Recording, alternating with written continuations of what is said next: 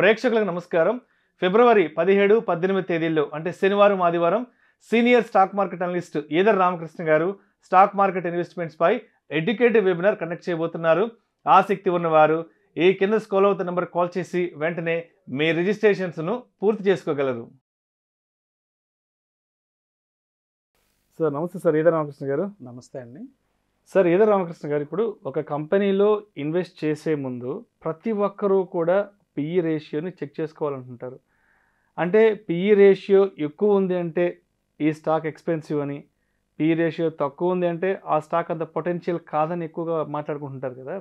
అసలు ఈ PE ratio అనేదాన్ని ఎలా అర్థం చేసుకోవాలి, ఎంతవరకు అర్థం చేసుకోవాలి, అండ్ ఒక కంపెనీలో ఇన్వెస్ట్ చేసే ముందు తప్పనిసరిగా పిఈ రేషియోకి సంబంధించి ఎటువంటి నాలెడ్జ్ని కలిగి ఉండాలంటారు అసలు? డాక్టర్ సచిన్ రాజ్ అత్యాధునిక వరల్డ్ క్లాస్ ఫిజియోథెరపీ ట్రీట్మెంట్ తో అన్ని రకాల నొప్పులకు శాశ్వత పరిష్కారం. మంచి క్వశ్చన్ అండి. అంటే పిఈ రేషియో అనేది ఒక మిస్టరీ టాపిక్. ఇది అంటే సింపుల్ నెంబరే, పి బై ఈ రేషియో అంటాము. అంటే ప్రైస్, మార్కెట్లో జరుగుతున్న ప్రైస్ని ఒక షేరు ఎంత సంపాదిస్తుంది, ఎర్నింగ్స్. ఒక షేర్కి ఎర్నింగ్స్ ఎంత ఉన్నాయి, మొత్తం నెట్ ప్రాఫిట్స్ ఇవన్నీ మాట్లాడటం వల్ల మనకి అర్థం కాదు. ఒక షేరు జరుగుతుంది, ఫర్ ఎగ్జాంపుల్ ఒక షేరు 1000 రూపాయలు ట్రేడ్ అవుతుంది. ఆర్జన్ ఎంత ఉంది, 100 రూపాయలు సంపాదిస్తుంది అనుకోండి ఒక షేర్కి.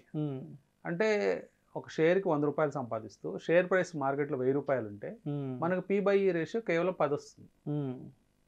ఇదే పి బై ఈ రేషియో. సో ఇక్కడ మనకి ఏమర్థం అవుతుంది, ఒక కంపెనీ కనుక 10 సంవత్సరాల పాటు అదే ఎర్నింగ్స్ ఉంటే ఆల్మోస్ట్ కరెంట్ మార్కెట్ ప్రైస్ని రీచ్ అయిపోతుంది. అంతే కదండి. ఏదైతే నెట్ ప్రాఫిట్స్ ఉన్నాయో దాంట్లోంచే వాళ్ళు ఏదైనా ఇవ్వగలుగుతారు. డివిడెండ్ ఇచ్చినా ఏమిచ్చినా కానీ, అంటే షేర్ హోల్డర్స్ పంచుకునే అమౌంట్ అదే కాబట్టి నెట్ ప్రాఫిట్నే పంచుకుంటారు, లేకపోతే రిజర్వ్స్లోకి వెళ్తాయి. అంటే బుక్ వాల్యూ పెరగచ్చు. సో మనకి మార్కెట్లో చాలా టాపిక్స్ ఈజీగా అర్థమవుతాయి. అంటే మనకు బుక్ వాల్యూ అన్నా కానీ, లేకపోతే ఎర్నింగ్స్ అన్నా కానీ, తర్వాత క్యాష్ ఫ్లోస్, తర్వాత బ్యాలెన్స్ షీట్లో కూడా కొన్ని రిజర్వ్స్ అన్నీ ఈజీగా, అంటే మనకి పిఎండ్ఎల్ అకౌంట్లో సేల్స్ కానీ, ప్రాఫిట్స్ కానీ, అదర్ ఇన్కమ్స్ కానీ, ఇంట్రెస్ట్ అమౌంట్లు, ఎక్స్పెన్సెస్, ఇవన్నీ కూడా వర్డ్లోనే అర్థమయ్యే అవకాశాలు ఉన్నాయి. ఈ పిఈ రేషియోలోకి వచ్చేటప్పటికి కొంత కన్ఫ్యూజన్ ఉంటుంది. ఈ కన్ఫ్యూజన్ ఏంటంటే ఎంత పిఈ రేషియోలో మనం ఇన్వెస్ట్ చేయాలి, ఎక్కువ ఉంటే మంచిదా, తక్కువ ఉంటే తక్కువ. ట్రెడిషనల్గా బుక్స్లో ఏం చెప్తారంటే తక్కువ పిఈ రేషియో అంటే వాల్యూ స్టాక్స్ అని చెప్తారు. పిఈ రేషియో తక్కువ ఉంటే. అదే పిఈ రేషియో ఎక్కువ ఉందనుకోండి, అంటే ఫర్ ఎగ్జాంపుల్ ఎక్కువ తక్కువ అనేది అది కూడా రిలేటివ్ టర్మ్. ఈ రిలేటివ్ టర్మ్ కాబట్టి తక్కువ అంటే మనం ఏం చెప్పొచ్చు, 5, 10, 15 అనేది తక్కువ అని చెప్పొచ్చు. లేకపోతే రిలేటివ్గా మనం చూసినప్పుడు 20, 30, 40, 50, 70, 100 కూడా ఉంటుంది ఈ రోజుల్లో పిఈ రేషియోస్. అంటే 100 సంవత్సరాల పాటు సంపాదిస్తే కానీ ఆ షేర్ ప్రైస్ రీచ్ కాదు. అంటే అంత ఎక్స్పెన్సివ్ షేర్లు కూడా ఉన్నాయి మార్కెట్లో. సో 100 దగ్గర కూడా ఒక ట్రాన్సాక్షన్స్ జరుగుతున్నాయంటే, లేకపోతే 70, 80 పిఈల దగ్గర కూడా ట్రాన్సాక్షన్స్ జరుగుతున్నాయంటే అక్కడ ఎవరున్నారు కొనడానికి? ఎవరన్నా ఉంటేనే కదా, కొనేవాళ్ళు ఉంటేనే అమ్మకం జరుగుతుంది. కాబట్టి మనం ఇది ఆలోచిస్తే పిఈ రేషియోస్ని మనం ఎట్లా పడితే అట్లా కంపేర్ చేయలేమండి. అంటే ఒక సెక్టార్లో కూడా, ఒక సెక్టార్లో షేర్లను కంపేర్ చేసేటప్పుడు కూడా ఆ ఈక్వల్ సైజ్ ఆఫ్ ద కంపెనీస్ని కంపేర్ చేయాలి. అట్లాగని అలా కాకుండా ఒక సెక్టార్లో ఒక స్టాక్ని ఇంకో సెక్టార్లో ఇంకో స్టాక్ని కంపేర్ చేయడానికి లేదు. ఎందుకంటే కొన్ని సెక్టార్స్లో పిఈ రేషియోస్ తక్కువ ఉంటాయి. ఫర్ ఎగ్జాంపుల్ మెటల్ ఇండస్ట్రీ తీసుకోండి, ఎప్పుడు కూడా బిలో 10, అరౌండ్ 10 ఉంటాయి. అంటే 10కి చుట్టుపక్కల, లేకపోతే 10 కంటే కింద. ఆ సెక్టార్ని పట్టుకొచ్చి బాగా ఎఫ్ఎంసీజీ రంగంలో పోల్చామనుకోండి, ఎఫ్ఎంసీజీలో పిఈ రేషియోస్ 40, 50 ఉంటాయి యావరేజ్న. వాటిని కంపేర్ చేస్తే ఇది చాలా చౌక కంపెనీ అని మనము స్టీల్ కంపెనీస్ కొనుక్కుంటే ఎఫ్ఎంసీజీలాగా పెరగవు. ఇదేంటి, కాస్ట్లీ కంపెనీ కొనుక్కుంటేనే పెరుగుతున్నాయి, చీప్ కంపెనీ కొనుక్కుంటే పెరగట్లేదని డౌట్ వస్తుంది మనకి. సో ఇక్కడ ఏమవుతుందంటే పబ్లిక్కి కన్జ్యూమర్ మైండ్ సెట్, అట్లాగే లేకపోతే బిజినెస్ మైండ్ సెట్ అనేది సపరేట్ అవుతుంది. ఎప్పుడు మనం గుర్తుపెట్టుకోవాల్సింది ఏంటంటే స్టాక్ మార్కెట్లో మనం ఒక ప్రోడక్ట్ కొనేది మన కన్జంప్షన్ కోసం కాదు. అంటే ఒక ఇన్వెస్ట్మెంట్ చేసేది మన కన్జంప్షన్ కోసం కాదు, మనం ఫ్యూచర్లో దాన్ని అమ్మాలి. మనం కొన్న షేర్ మళ్ళీ అమ్ముకోవాలి కదా ఒక రోజున, ఒక 10 ఏళ్ళకో, 15 ఏళ్ళకో, 20 ఏళ్ళకో, లేకపోతే ఎన్ని రోజులకైనా. అంటే ఒక రోజులో అమ్ముకోవచ్చు, లేకపోతే 100 ఏళ్ళు కూడా ఉంచుకోవచ్చు ఒక షేర్ని. సో ఫ్యూచర్లో అమ్మేటప్పుడు నాకు ఇప్పుడు కొన్న ప్రైస్ కంటే ఎక్కువ ప్రైస్ రావాలి. ఎట్లా వస్తుంది నాకు ఎక్కువ ప్రైస్? ఆ కంపెనీ పర్ఫామ్ చేస్తేనే నాకు ఎక్కువ ప్రైస్ వస్తుంది. అవునవును. ఇప్పుడు చాలా బ్లూ చిప్ కంపెనీస్ అంటాం, అంటే టాప్ గ్రోత్ కంపెనీస్ ఉంటాయి. సో మనం చూస్తే ఆ షేర్లన్నీ పెరుగుతూ ఉంటాయి కంటిన్యూస్గా. అంటే ఆ బ్లూ చిప్స్ అని ఎందుకు అనబడుతున్నాయంటే ఒక టైంలో అవి 600 రూపాయలు ఉండేవి. ఈరోజు బోనస్లు ఇచ్చి స్ప్లిట్లు వేసిన తర్వాత కూడా ఆ షేర్లు ఇప్పుడు 5,000 ఉంటాయి. అంటే ఎన్నో రెట్లు, 100 రెట్లు కూడా అయిపోయిన షేర్లు ఉన్నాయి. సో మరి 600లో మనం మిస్ అయ్యాము, ఇప్పుడు 5,000లో ఎక్స్పెన్సివ్గా ఉంది అనుకుంటే మనం ఒక్కసారి వెనక్కి వెళ్ళి చూస్తే 600 రూపాయల దగ్గర కూడా అది ఎక్స్పెన్సివ్గానే ఉంటుంది. ఈ పాయింట్ మనం అర్థం చేసుకోవాలి. అంటే ఏంటంటే షేర్ ప్రైస్ అనేది అంటే ఒక కాస్ట్లీ ప్రోడక్ట్కి ఒక చీప్ ప్రోడక్ట్కి ఎంత తేడా ఉంటుందో అట్లాగే షేర్ ప్రైసెస్ కూడా తేడా ఉంటాయి. మన కన్జ్యూమర్ మైండ్ సెట్ ఏదైతే ఉంటుందో అది ఎప్పుడు కూడా మనము ఆ మైండ్ సెట్ని షాపింగ్ చేసేటప్పుడు, లేకపోతే షాపింగ్ మాల్స్లో షాపింగ్ చేసేటప్పుడు అట్లాంటి చోట మనం ఉపయోగించుకోవచ్చు ఆ కన్జ్యూమర్ మైండ్ సెట్ని. అవి ఎందుకంటే మనమే కన్జ్యూమ్ చేసేసుకుంటాం. మనం కొనుక్కున్న వస్తువులు మనం తినేస్తాము. ఇప్పుడు బిస్కెట్స్ తక్కువగా వస్తున్నాయి అనుకోండి, 50% ఆఫ్లో వస్తున్నాయి అనుకోండి, క్వాలిటీ బిస్కెట్, మంచి క్వాలిటీ, మనం తినే రెగ్యులర్గా తినే ప్రోడక్ట్ అనుకోండి. సో అవి 2 ప్యాకెట్ల బదులు 6 ప్యాకెట్లు కొనుక్కోవచ్చు. ఎందుకంటే మనం కన్జ్యూమ్ చేసేస్తాం కాబట్టి మనకేం ప్రాబ్లం లేదు. షేర్స్ మనం కన్జ్యూమ్ చేయం. షేర్స్ భవిష్యత్తు వాళ్ళకి అమ్మాలి, వేరే ఇన్వెస్టర్కి అమ్మాలి. అమ్మేటప్పుడు ఈ షేర్ మనం కొన్న ప్రైస్ కంటే మనకు రిటర్న్ ఎక్కువ వచ్చి ఎక్కువ రేట్లో మనం అమ్మగలగాలి. అమ్మాలి అంటే మన చేతిలో ఏం లేదు. షేర్ కొన్న తర్వాత మన చేతిలో ఉండదు కదా పెరుగుదల అనేది. పెరుగుదల ఎలా వస్తుందంటే ఆ కంపెనీ పర్ఫార్మెన్స్ ఈ సంవత్సరాల పాటు పెరగాలి. కంపెనీ పర్ఫార్మెన్స్ పెరుగుతూ పోవాలి, కంపెనీ ఎక్స్పాండ్ అవ్వాలి. ఈ కంపెనీ పెరిగే కొద్దీ ఆ షేర్ వాల్యూ పెరుగుతూ ఉంటుంది కాబట్టి మనం ఎక్కువ రేట్లో అమ్మగలుగుతాం. సో పీ రేషియో ఎక్కువ తక్కువ అనేది రిలేటివ్ టర్మ్ కాబట్టి మనం ఎట్లా కంపేర్ చేయాలంటే సేమ్ సెక్టార్లో same group of stocks compare చేయాలి. అంటే ఇప్పుడు సపోజ్ ఎఫ్ఎంసీజీ రంగమే ఉంది. ఎఫ్ఎంసీజీ రంగంలో ఒక 10,000 కోట్లు పైబడి చేసే కంపెనీలని కంపేర్ చేసుకోవాలి. చిన్న కంపెనీ ఉంటుంది, 500 కోట్లు సేల్స్ చేసే కంపెనీస్ ఉంటాయి, వాటిని తీసుకెళ్ళి 10,000 కోట్ల కంపెనీలతో కంపేర్ చేయకూడదు. అవునవును. సో ఇక్కడ కంపేర్ చేసేటప్పుడు జాగ్రత్తగా కంపేర్ చేయాలి. సో ఆ సెగ్మెంట్లో ఒక సెక్టార్లోకి వెళ్ళాలి, ఆ సెక్టార్లో ఎలా ఉన్నాయి. ఇప్పుడు ఇందాక మనం మెటల్ సెక్టార్ గురించి మాట్లాడాం, 10 కంటే బిలో ఉంటాయి అనుకున్నాం.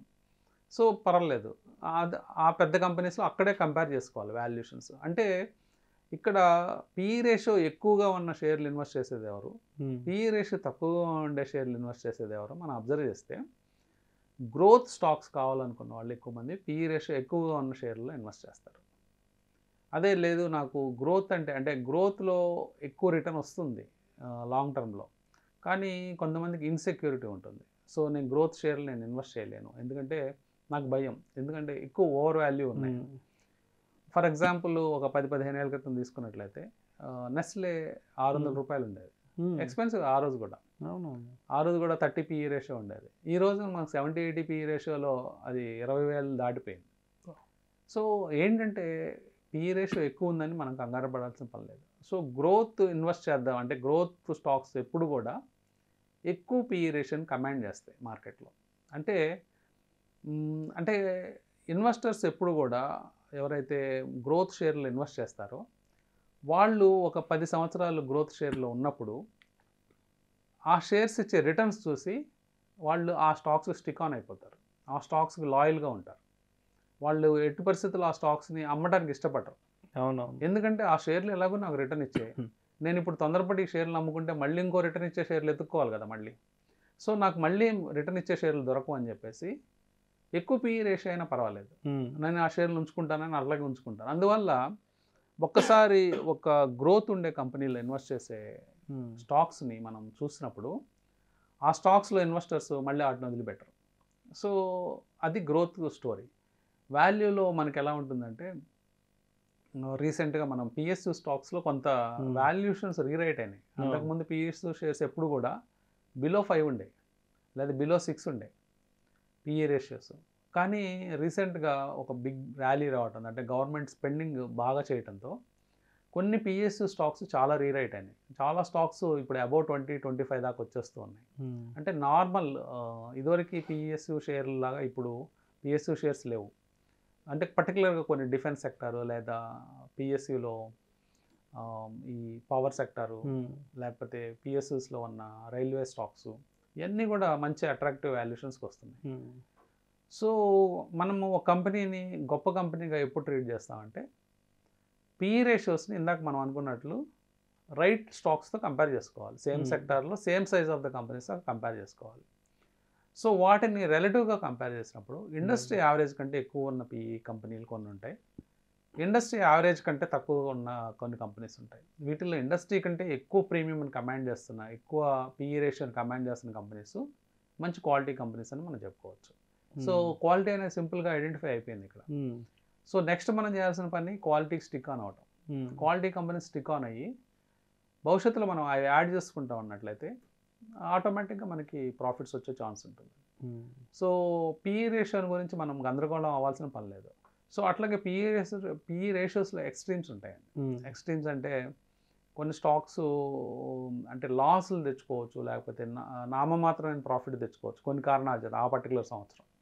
కేవలం అంటే పెద్ద కంపెనీస్ కూడా టైం బాగలేకపోతే, అంటే కాంపిటీషన్ ఎక్కువైనప్పుడు, కానీ ఇప్పుడు భారతీయ ఎయిర్టెల్ అంటే అప్పుడు జియో ఫైట్ వచ్చినప్పుడు ఆ టైంలో కేవలం నామమాత్రమైన ప్రాఫిట్లు చూపించేవాళ్ళు. అలాంటి టైంలో పిఈ రేషియోస్ 100-120 కనిపిస్తూ ఉంటుంది. సో అప్పుడు పిఈ రేషియో అనేది కేవలం మనం నెట్ ప్రాఫిట్ మీద తీస్తాం కాబట్టి అక్కడ మనం అది రైట్ క్యాల్కులేషన్ కాదని నేను అనుకుంటాను. ఎందుకంటే మనం అక్కడ కనీసం బుక్ వాల్యూ, కొన్ని విషయాలు వేరే విషయాలు చూడాల్సిన అవసరం ఉంటుంది. సో ఒక కంపెనీకి బుక్ వాల్యూ 300 ఉంటే పిఈ రేషియో కారణంగా అది కేవలం 20 ఉండాలని చెప్తే ఆ షేర్ ఏమి 100 రూపాయలకి దొరకదు. ఎందుకంటే బుక్ వాల్యూ కంటే బెటర్గానే ఉండే అవకాశం ఉంటుంది. కొన్నిసార్లు మార్కెట్ ప్రైసు కొన్ని కేసెస్లో బుక్ వాల్యూని చూసుకొని ప్రైసెస్ ఉంటాయి, కొన్నిసార్లు పిఈ రేషియోస్ని చూసుకొని ప్రైసెస్ ఉంటాయి. అంటే మెజారిటీ కేసెస్లో పిఈ రేషియోస్ని బట్టే ప్రైసెస్ అనేవి ఉంటాయి. సో మీరు ఎప్పుడు కూడా ఎక్కువ పిఈ రేషియో ఉందని చెప్పి కంగారు పడాల్సిన పని లేదు, అంటే అవాయిడ్ చేయాల్సిన పని లేదు. ఎక్కువ పిఈ రేషియో ఉన్నా దాని గత హిస్టరీ ఎలా ఉంది. ఇప్పుడు కొన్నిసార్లు మనం మంచి quality stocks like Asian paints, Pidilite ఇలాంటి స్టాక్స్ చూసినప్పుడు అవి ఎప్పుడు కూడా పిఈ రేషియోస్ ఎక్కువ కమాండ్ చేస్తాయి, తక్కువ పిఈ రేషియోస్లో దొరకవు. ఎందుకంటే అవి పర్ఫామ్ చేస్తూ ఉన్నాయి, అలాగే ప్రైస్ని కూడా కమాండ్ చేస్తాయి.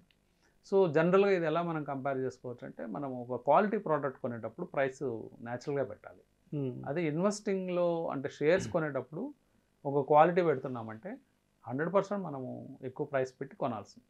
కాకపోతే మనం ఒక్కసారి రిపెంట్ అవుతాం, కొన్న రోజే రిపెంట్ అవ్వచ్చు ఎక్కువ రేట్ పెట్టామని. కానీ అది ఇచ్చే రిటర్న్స్ కానీ భవిష్యత్తులో ఆ వచ్చే ఎర్నింగ్స్ పెరగడం కానీ ఆ గ్రోత్ చూసినప్పుడు బాగుంటుంది, అంటే రీజనబుల్ అనిపిస్తుంది.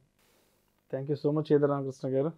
స్టాక్స్లో ఇన్వెస్ట్ చేసే ముందు తప్పనిసరిగా పిఈ రేషియో గురించి ఎటువంటి నాలెడ్జ్ని కలిగి ఉండాలి అనే అంశం గురించి చాలా చక్కగా మీ విశ్లేషణ తెలియజేశారు. Thank you so much sir.